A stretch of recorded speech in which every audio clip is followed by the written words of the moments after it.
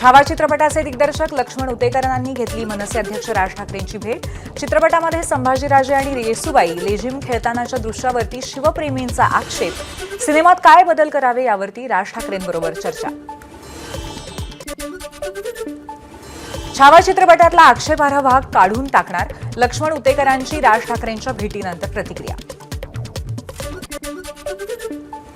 Cricket सामन्यांचं इतर प्रादेशिक भाषेतनं समालोचन होतं, मग मराठीतनं का नाही याबाबत मनसे डिस्नी हॉटस्टारला जाब विचारणार। मनसे सरचिटणीस अमेय खोपकर हॉटस्टारच्या कार्यालयावरती धडक देणार। उपमुख्यमंत्री एकनाथ शिंदे यांच्या आदेशानुसार शिवसेनेचे मंत्री आजपासून घेणार जनता दरबार। बाळासाहेब भवन इथे आलेल्या लोकांशी मंत्री थेट संवाद साधणार।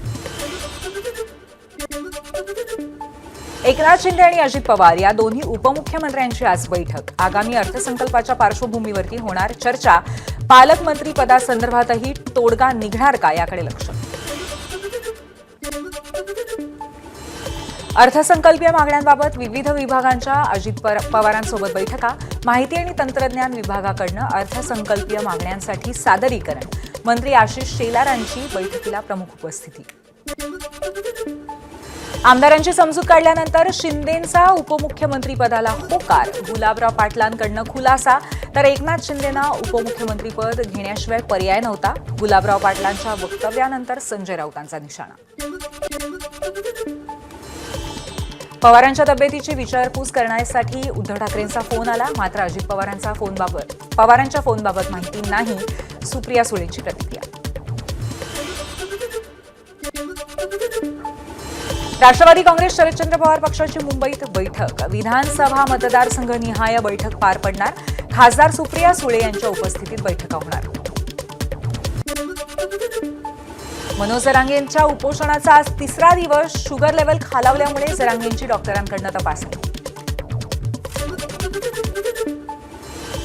उपमुख्यमंत्री अजित पवारांचे निकटवर्तीय बाबूराव चांदेरेंविरोधात गुन्हा। विजय रौंदळ नावाच्या नागरिकाला मारहाण केल्याप्रकरणी गुन्हा दाखल, मात्र अजूनही त्यांना अटक झालेली नाही। राष्ट्रवादी काँग्रेस पक्षाकडून बाबूराव चांदेरे प्रकरणाची दखल। बाबूराव चांदेरेंवरती राष्ट्रवादी पक्ष लवकरच योग्य ती कारवाई करणार।